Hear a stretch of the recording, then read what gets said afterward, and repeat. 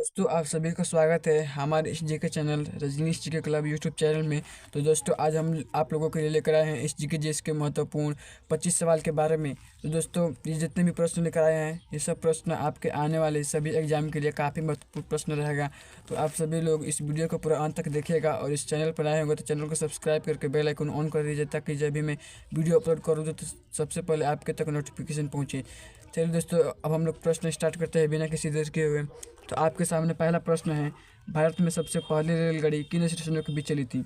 भारत में सबसे पहली रेलगाड़ी किन स्टेशनों के बीच चली थी दोस्तों? तो राइट आंसर हो जाएगा ऑप्शन नंबर ए, मुंबई से थाने तक। मुंबई से थाने तक भारत में सबसे पहली रेलगाड़ी इन्हीं दोनों स्टेशनों के बीच चली थी, ये भी याद रखना है। चलिए दोस्तों अगला प्रश्न हम लोग देखते हैं। अगला प्रश्न क्या कह रहा है, अंतर्राष्ट्रीय मजदूर दिवस कब मनाया जाता है? अंतर्राष्ट्रीय मजदूर दिवस कब मनाया जाता है दोस्तों? तो आपका सही जवाब हो जाएगा ऑप्शन नंबर सी, 8 मार्च को।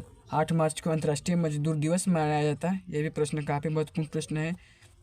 चलिए दोस्तों अगला प्रश्न हम लोग देखते हैं। अगला प्रश्न क्या कह रहा है, 7 टापुओं का शहर किसे कहा जाता है? 7 टापुओं का शहर किसे कहा जाता है दोस्तों? तो आपका सही जवाब हो जाएगा ऑप्शन नंबर ए, मुंबई को। मुंबई को 7 टापुओं का शहर कहा जाता है, यानी इस क्वेश्चन का राइट आंसर हो जाएगा ऑप्शन नंबर ए, मुंबई को। चलिए दोस्तों हम लोग अगला प्रश्न देखते हैं।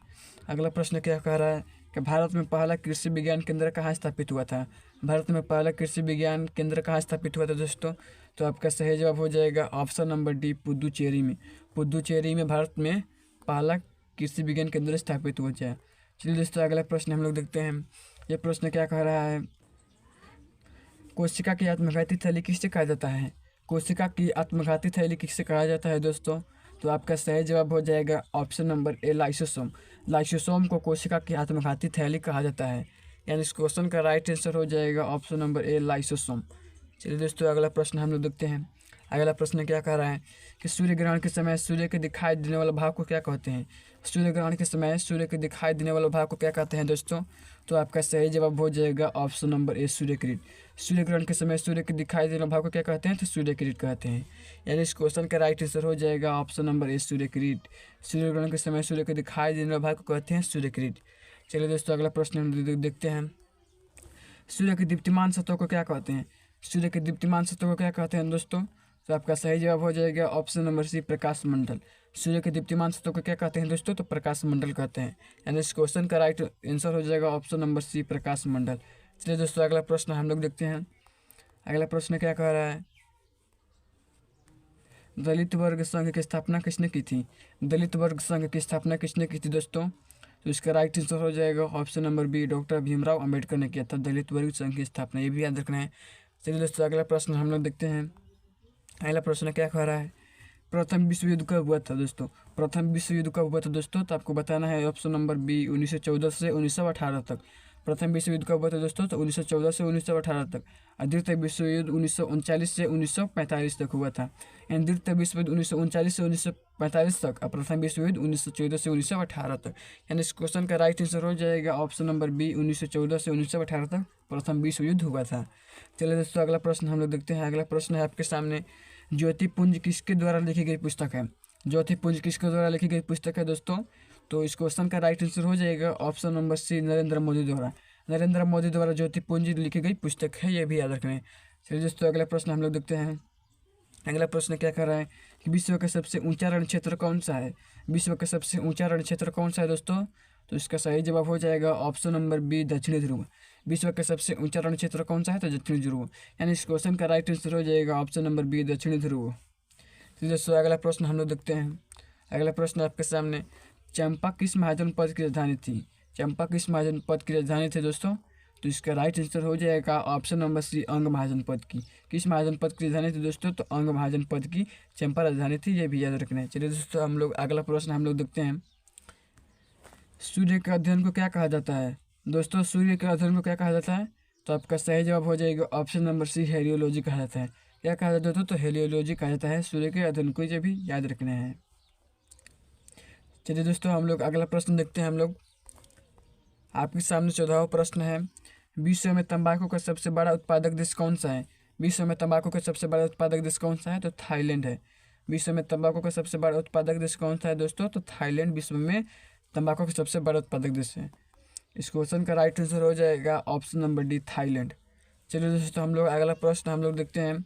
अगला प्रश्न है आपके सामने, सूर्य में ऊर्जा कैसे उत्पन्न होती है? सूर्य में ऊर्जा कैसे उत्पन्न होती है? तो आपका सही जवाब हो जाएगा ऑप्शन नंबर सी, नाभिकीय संलयन द्वारा। नाभिकीय संलयन द्वारा सूर्य में ऊर्जा उत्पन्न होती है, ये भी याद रखना है। चलिए दोस्तों हम लोग अगला प्रश्न देखते हैं। अगला प्रश्न आपके सामने, टिबिया नामक हड्डी कहाँ पाई जाती है? टिबिया नामक हड्डी कहाँ पाई जाती है दोस्तों? तो आपका सही जवाब हो जाएगा ऑप्शन नंबर बी, टांग में। टिबिया नामक हड्डी कहाँ पाई जाती है? तो टांग में टिबिया नामक हड्डी पाई जाती है। चलिए दोस्तों हम लोग अगला प्रश्न देखते हैं। कपास के लिए कौन सी मिट्टी उपयुक्त है? कपास के लिए कौन सी मिट्टी उपयुक्त है दोस्तों? तो सही जवाब हो जाएगा ऑप्शन नंबर ए, काली मिट्टी। काली मिट्टी कपास के लिए बहुत ज़्यादा उपयुक्त है, यह भी याद रखना है। यानी इस क्वेश्चन का राइट आंसर हो जाएगा ऑप्शन नंबर ए, काली मिट्टी। चलिए दोस्तों हम लोग अगला प्रश्न देखते हैं।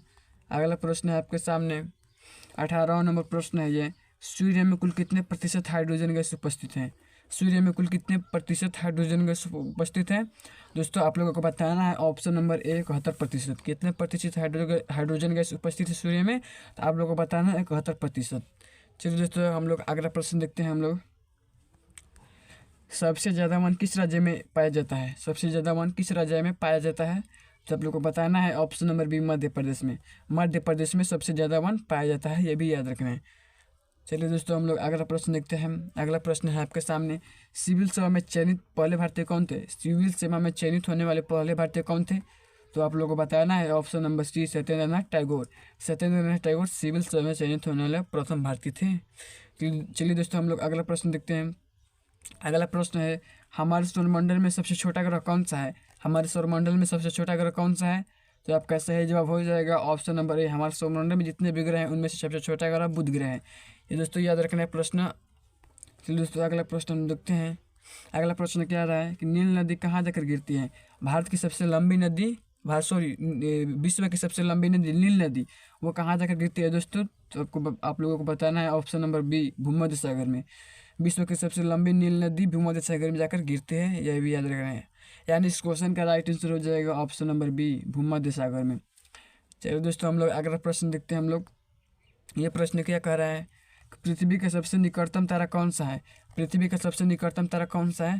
तो आप लोगों को बताना है ऑप्शन नंबर ए, सूर्य। पृथ्वी का सबसे निकटतम तारा कौन सा है? तो सूर्य। पृथ्वी का सबसे निकटतम तारा कौन सा है? तो सूर्य। यानी इस क्वेश्चन का राइट आंसर हो जाएगा ऑप्शन नंबर ए, सूर्य। चलिए दोस्तों अब हम लोग अगला प्रश्न देखते हैं। अगला प्रश्न क्या कह रहा है कि विश्व की सबसे व्यस्त व्यापारिक नदी कौन सी है? विश्व की सबसे व्यस्त व्यापारिक नदी कौन सी है? तो आपका सही जवाब हो जाएगा ऑप्शन नंबर बी, राइन नदी। राइन नदी विश्व की सबसे व्यस्त व्यापारिक नदी है, यानी इस क्वेश्चन का राइट आंसर हो जाएगा ऑप्शन नंबर बी, राइन नदी। चलिए दोस्तों हम लोग अगला प्रश्न देखते हैं। अगला प्रश्न है, किस महाद्वीप को पठारी महाद्वीप कहते हैं?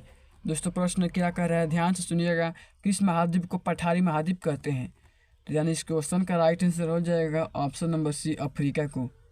किसे कहा जाते हैं दोस्तों? तो अफ्रीका को पठारी महाद्वीप कहा जाता है, ये भी याद रखना है। यानी इस क्वेश्चन का राइट आंसर हो जाएगा ऑप्शन नंबर सी, अफ्रीका। चलिए दोस्तों अब हम लोग अगला प्रश्न देखते हैं। अब ये प्रश्न आपके लिए, इस प्रश्न का उत्तर आप लोगों को कमेंट बॉक्स में देना है। प्रश्न क्या कह रहा है दोस्तों, विश्व का सबसे बड़ा महाद्वीप कौन सा है? Option number A, Asia. Option number B, Africa. Option number C, Australia. Option number D, उत्तरी अमेरिका। इन चारों ऑप्शन में से कोई एक ऑप्शन चुनकर आप लोगों को कमेंट बॉक्स में जवाब देना है।